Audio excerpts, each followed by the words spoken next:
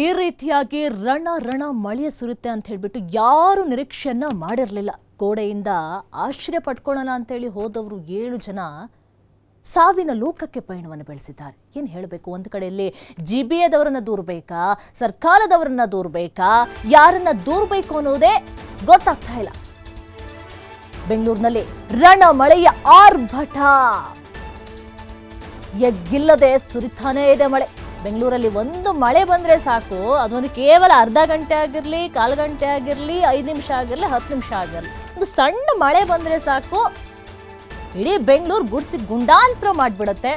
ಅದರಲ್ಲೂ ಏಕಾಏಕಿಯಾಗಿ ಸಡನ್ ಆಗಿ 2 ಗಂಟೆ ಮಳೆ ಸುರಿದಿದೆ. ಗೋಡೆ ಕುಸಿತದಲ್ಲಿ 7 ಜನ ದಾರುಣ ಸಾವು ಪ್ರಕರಣಕ್ಕೆ ಸಂಬಂಧಪಟ್ಟಂತೆ 7 ಜನರ ಪೈಕಿ 5 ಜನ ವಯಸ್ಕರು ಹಾಗೂ 2 ಮಗು ಸಾವನ್ನಪ್ಪಿದೆ. ಬೆಂಗಳೂರಿನಲ್ಲಿ ರಣ ಮಳೆಯ ಆರ್ಭಟ ಹೆಚ್ಚಾಗ್ತಾನೆ ಇದೆ. ನಮ್ಮ ಎಲ್ಲಾ ತಂಡಗಳು ಕಾರ್ಯಾಚರಣೆಗೆ ಇಳಿದಿದೆ ಅಂತ ಹೇಳ್ತಾ ಇದ್ದಾರೆ. ಈಗಾಗಲೇ ಕಾರ್ಯಾಚರಣೆಯನ್ನ ಶುರು ಮಾಡ್ಕೊಂಡಿದ್ದಾರೆ. ಎಲ್ಲೆಲ್ಲಿ ಏನೇನಾಗಿದೆ ಅಂತ ಹೇಳಿ ಪರಿಶೀಲನೆ ಮಾಡ್ತಾ ಇದ್ದೇವೆ. ಎಲ್ಲಾ ಏರಿಯಾಗಳಲ್ಲಿ ನಮ್ಮ ತಂಡಗಳು ಕಾರ್ಯನಿರತವಾಗಿದೆ. ಕೇವಲ ಈ ಆಸ್ಪತ್ರೆ ಭಾಗದಲ್ಲಿ ಮಾತ್ರ ಈ ರೀತಿಯಾಗಿ ಭೀಕರ ಒಂದು ಅನಾಹುತ ಸಂಭವಿಸ್ತು ಅಂತ ಊಹೆ ಮಾಡ್ಕೊಳ್ಳೋದು ದೊಡ್ಡ ತಪ್ಪು. ಯಾಕಂತ ಹೇಳಿದ್ರೆ ನಾನಾ ಭಾಗಗಳಲ್ಲಿ ಏನು ಬೇಕಾದ್ರೂ ಆಗಿರುವಂತಹ ಸಾಧ್ಯತೆಗಳು ಇದೆ. ಹಾಗಾಗಿ ಯಾವ್ಯಾವ ಭಾಗದಲ್ಲಿ ಏನೇನೆಲ್ಲ ಆಗಿದೆ ಅಂತ ಹೇಳಿ ಪರಿಶೀಲನೆ ನಡೆಸ್ತಾ ಇದ್ದಾರೆ. Wherever there has been perennial cases of flooding, so all of those areas are being intensively relooked at again, and some new areas have cropped up. We will see what can be done to ensure that the immediate wherever water is there, we will be able to remove. Not many. We have checked up. Many roads are waterlogged. Yeah, we are taking action to ensure that there will be, wherever there is any logging of water logging spots are there, our areas are there where we know possibilities of flooding takes place. They are being treated immediately. We are taking action. See, it is like this.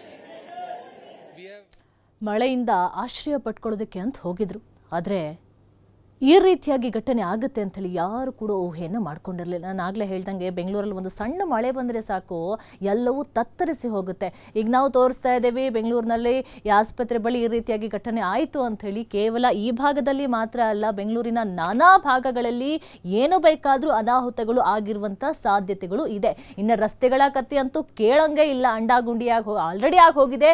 ಈಗ ಒಂದು ಸಣ್ಣ ಮಳೆಗೆ ಎಲ್ಲವೂ ತತ್ತರಿಸಿ ಹೋಗ್ಬಿಟ್ಟಿರುತ್ತೆ. ಇನ್ನೆಷ್ಟು ಮನೆಗಳು ಎಲ್ಲ ನಾಶ ಆಗಿ ಹೋಗಿದೆ, ಎಷ್ಟು ಜನ ಪ್ರಾಣವನ್ನ ಕಳೆದುಕೊಂಡಿದ್ದಾರೋ, ರೈತರು ಏನಾಗಿದ್ರು, ಅವರ ಬೆಳೆಗಳು ಕೇಳಂಗೆ ಇಲ್ಲ.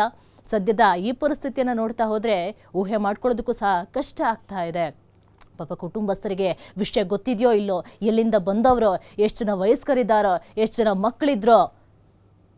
ರಣ ಮಳೆ ಸರಿಯಾಗಿ ಒಂದು 2 ಗಂಟೆ ಹೊಡೆದಿದೆ. ಅದು ಆಲಿಕಲ್ಲು ಸಹಿತ ಮಳೆ. ನಾವು ಮಳೆ ಬಂತು ಅಂಥೇಳಿ, ಆಲಿಕಲ್ ಬಂತು ಅಂತೇಳಿ ಹೊರಗಡೆ ನಿಂತ್ಕೊಂಡು ಖುಷಿ ಪಡ್ತೀವಿ. ಆದರೆ ಈ ಒಂದು ಮಳೆಗೆ ಜನರ ಜೀವನವೇ ತತ್ತರಿಸಿ ಹೋಗಿದೆ. ಕೇವಲ 1.5 ಗಂಟೆ ಸುರಿದಂಥ ರಣಮಳೆ ಎಲ್ಲವೂ ಸಹ ನಾಶವಾಗಿ ಹೋಗಿದೆ. ಈಗ ಗೌರ್ಮೆಂಟ್ ಎಷ್ಟೋ ಪರಿಹಾರವನ್ನು ಕೊಡ್ಬೋದು, ಅಥವಾ GBA ಕೊಡ್ತಾರೋ ಗೌರ್ಮೆಂಟ್ ಕೊಡ್ತಾರೋ ಗೊತ್ತಿಲ್ಲ. ಅವರೆಷ್ಟೇ ಪರಿಹಾರವನ್ನು ಕೊಟ್ಟರೂ ಸಹ ಹೋದಂಥ ಜೀವ ಏನಾದರೂ ವಾಪಸ್ ಬರುತ್ತಾ? ಖಂಡಿತ ಇಲ್ಲ. ಈಗ ಆಸ್ಪತ್ರೆಯಲ್ಲಿ ಚಿಕಿತ್ಸೆಯನ್ನು ಪಡ್ಕೊಳ್ತಾ ಇದ್ದಾರೆ. ಕೈಕಾಲು ಏನಾಗಿದೆಯೋ, ಯಾವ್ಯಾವ ಭಾಗದಲ್ಲಿ ಏನೇನಾಗಿದೆಯೋ, ಅಥವಾ ಮನೆಗೆ ಅವರೇ ಆಧಾರ ಸ್ತಂಭ ಆಗಿದ್ರೂ ಆಗಿರಬಹುದು. ಎಷ್ಟೋ ಜನ ಇರ್ತಾರೆ, ಯಾರು ನೋಡ್ಕೊಳ್ತಾರೆ ಅವ್ರ ಕುಟುಂಬವನ್ನ? ಅಥವಾ ಇದನ್ನೆಲ್ಲ ಮುನ್ನೆಚ್ಚರಿಕೆ ಕ್ರಮವಾಗಿ ಮೊದಲೇ ನೋಡ್ಕೊಳ್ಬೇಕಿತ್ತ, ಅಥವಾ ಎಲ್ಲ ಒಂದು ಕಡೆ ನಿರ್ಲಕ್ಷ್ಯ ವಹಿಸ್ತಾ? ಯಾಕಂತ ಹೇಳಿದ್ರೆ ಬಿಸಿಲ ಆರ್ಭಟ ಅಂತ ಹೇಳಿ ಸಿಕ್ಕಾಬಟ್ಟೆ ಇದೆ. ಹಾಗಾಗಿ ಸದ್ಯಕ್ಕಂತೂ ಮಳೆ ಬರುವಂಥ ನಿರೀಕ್ಷೆಗಳು ಇರಲಿಲ್ಲ ಎನ್ನುವಂಥ ಕಾರಣಕ್ಕೋಸ್ಕರ ಏನಾದರೂ ಸೈಲೆಂಟ್ ಆಗಿಬಿಡ್ತಾ, ಮುಂದೆ ನೋಡ್ಕೊಳ್ಳೋಣ ಅಂತ ಏನಾದರೂ ಸೈಲೆಂಟ್ ಆಗಿಬಿಡ್ತಾ? ಇಲ್ಲ, ಹವಾಮಾನ ಇಲಾಖೆ ಮುನ್ನೆಚ್ಚರಿಕೆ ಗಂಟೆಯನ್ನು ಕೊಟ್ಟಿತ್ತು. ಏಪ್ರಿಲ್ 29 ಮತ್ತು 30ರಂದು ಮಳೆ ಆಗುತ್ತೆ ಅಂಥೇಳಿ. ಅದೆಲ್ಲೋ ಒಂದು ಕಡೆ ಕಾಮನಾಗಿ ತಗೋಬಿಟ್ರು. ಮಳೆ ಬರುತ್ತೆ ಹೋಗುತ್ತೆ, ಬೆಂಗಳೂರಲ್ಲಿ ಏನ್ರಿ ಒಂದು ಅರ್ಧ ಗಂಟೆ ಮಳೆ ಸುರಿಯುತ್ತೆ, ಬರ್ರಂತ ಹಾಗೆ ನಿಂತು ಹೋಗ್ಬಿಡುತ್ತೆ ಅಂತ ಅನ್ಕೊಂಡ್ರು. ಆದರೆ ಈ ರೀತಿಯಾಗಿ ಮಳೆ ಬರುತ್ತೆ, ಈ ರೀತಿಯಾಗಿ ಘಟನೆ ಆಗುತ್ತೆ ಅಂತೇಳಿ ಊಹೆನೂ ಕೂಡ ಮಾಡ್ಕೊಂಡಿರಲಿಲ್ಲ.